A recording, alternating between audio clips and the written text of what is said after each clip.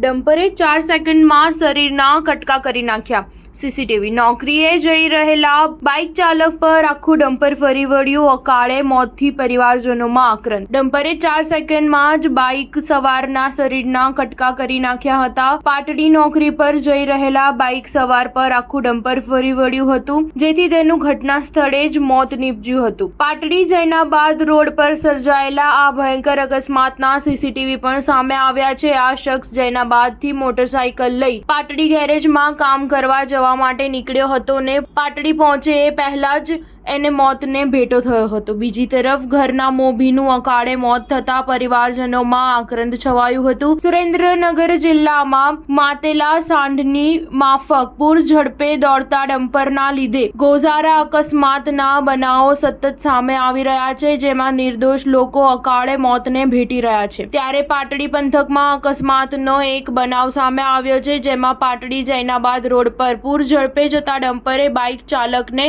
અડફેટે લીધો હતો. આ બનાવની પ્રાપ્ત વિગત અનુસાર પાટડી તાલુકાના જૈનાબાદનો 53 વર્ષનો શખ્સ સુજાતભાઈ અહેમદભાઈ સૈયદ પાટડી કોમર્શિયલ કોમ્પ્લેક્સ પાસે એક ગેરેજની દુકાનમાં મિકેનિક તરીકે કામ કરે છે. ત્યારે આ શખ્સ જૈનાબાદથી મોટરસાયકલ લઈ પાટડી ગેરેજમાં કામ કરવા જવા માટે નીકળ્યો હતો. ત્યારે પાટડી પહોંચે એ પહેલા જ એને મોતને ભેટો થયો હતો. સ્ટાર ન્યૂઝ 7 હંમેશા સચ્ચાઈની સાથે.